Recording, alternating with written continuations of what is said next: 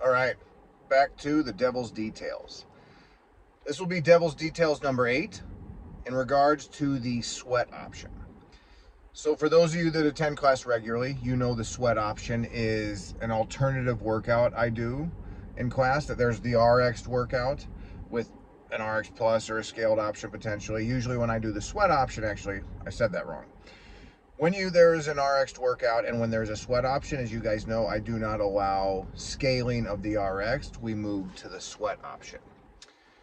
So today is explaining how I do that and why I do that option. And then also Dan's first book review will be at the end of this episode. So first, giving credit where credit is due, I got the idea for the sweat option from Ben Bergeron, who runs CrossFit New England in Boston.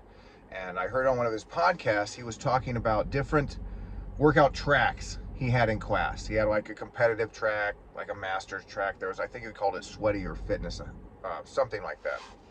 And I like the idea, but for those of you that know me, you know I'm also very much against having different tracks in class. Because from my perspective, it is very misleading as to what's going on.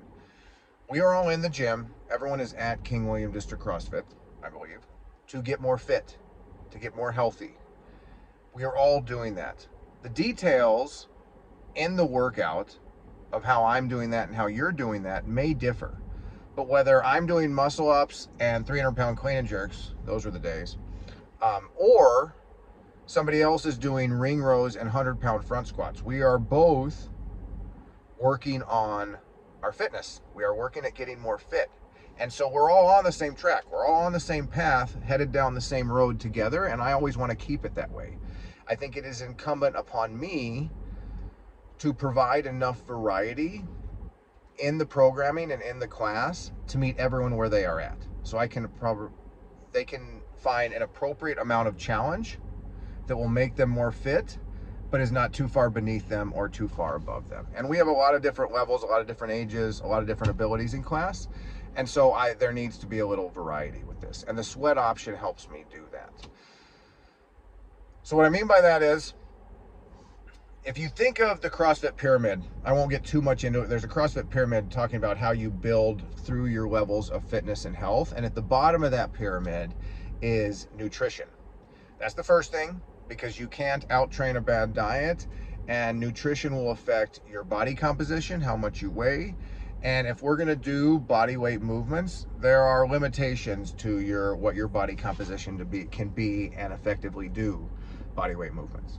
But right above that, the next level up on the foundation would be metabolic conditioning, your engine, your body's ability to do work, to your heart and your veins and arteries' ability to pump blood to your working muscles, to take the used blood and the waste products out of your muscles and process them again and keep that machine going as effectively and efficiently as possible. That is your engine.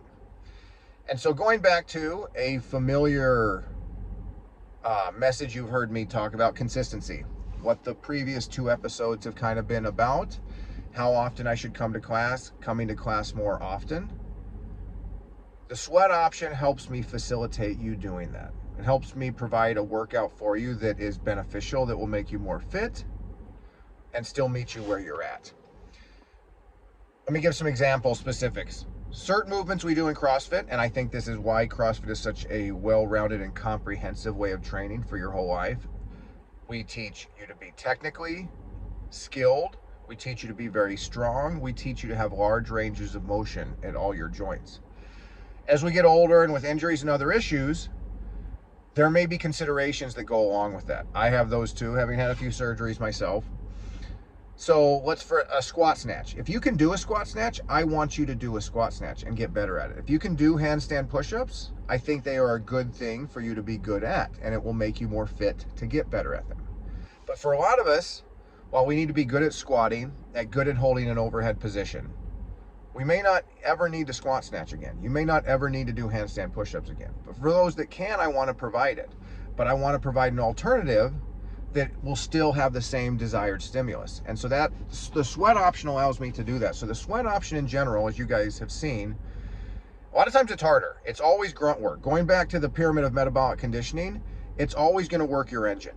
That will always work. And a lot of times it may work your engine more than the other workout. If the other workout sometimes is a little more technical or a little heavy, but I know if you can do these, your engine, your heart rate will be higher. But if you can't, it's going to be really low. It lets me use other movements to still get your heart rate high that are working the same movements, the same motion patterns. So it's a little more accessible, but it's definitely not easier.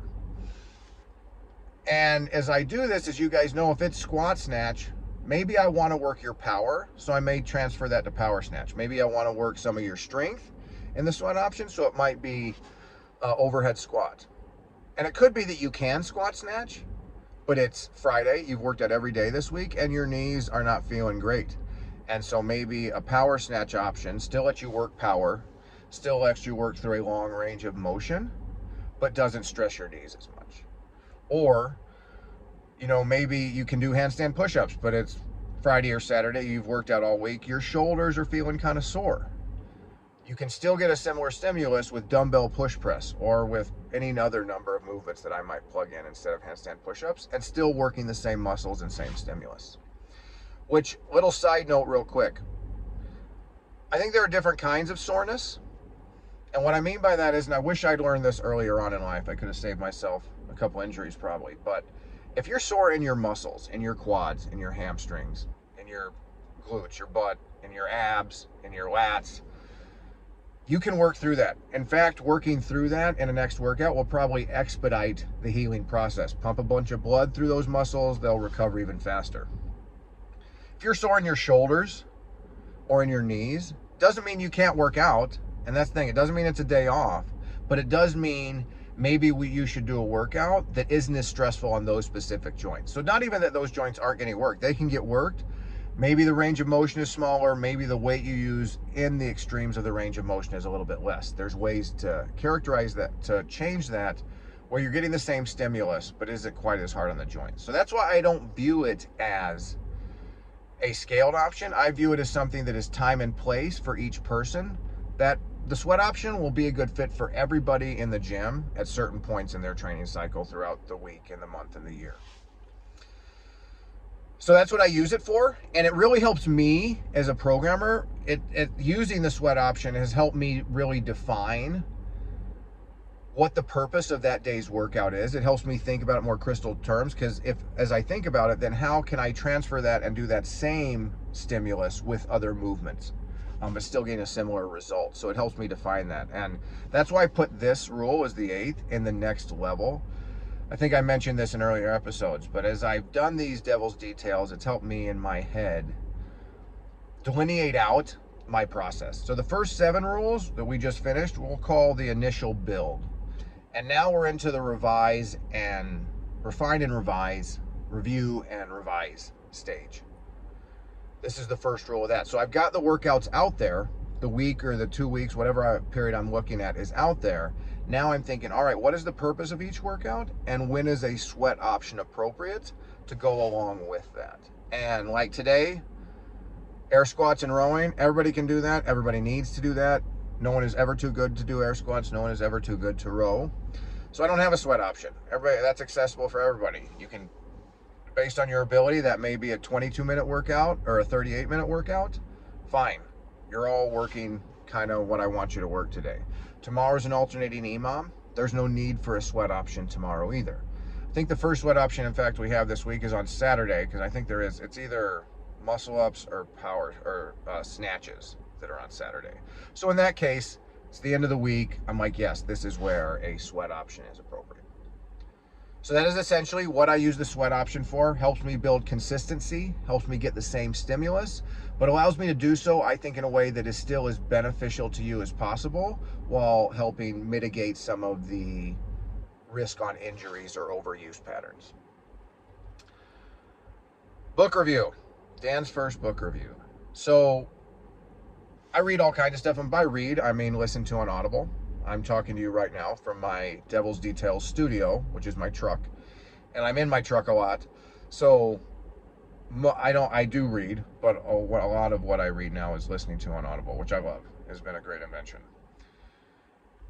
Coach John and I lately, for the last couple years, have been kind of trading books back and forth. We both like fantasy novels. We like to read about guys fighting each other with swords. We also like historical books. I think that gives you a better perspective on life to read about history, whether it's fiction or real. So we've traded back and forth, but I got into one lately. It was kind of random how I got there, but Cormac McCarthy wrote Blood Meridian. You guys would probably, I think Cormac is most famous for No Country for Old Men. Great book that I read. One of the most memorable bad guys, I think, ever. And that's one of the things Cormac, I think, is good at. He's not good at happy endings. He's not good at feel-good books. But he's good at very poignant books that make you think. And he's very good at making original bad guys. And that's what this book has, too. It took me a while to realize that this character called the Judge in Blood Meridian was as significant as he was. Talk about one of the most interesting but perversely evil characters that just makes you think about, I don't know, the harsh realities of life. And again, I wouldn't call it a feel-good read. It was very rewarding. I also felt like I needed maybe to take a bath once I was done with the book, but I would recommend it. It's a great read and it made me think a lot. So Blood Meridian by Cormac McCarthy. And then anecdotally with that is, I heard a story and I found the article in Harpers about Stephen Pollack, who was a scientist here in San Antonio in the 80s and 90s that he liked to study psychedelic mushrooms, psilocybin, that kind of stuff. He ended up financing his studies by becoming a drug dealer here in San Antonio, writing illegal prescriptions, and then was murdered, sadly. And that murder is still unsolved. They don't know if it was a rival drug dealer that's like, don't get on my turf, or some people think it was the cops. Still unsolved. It was an interesting story I read, and it's more like a short story because it's a long article.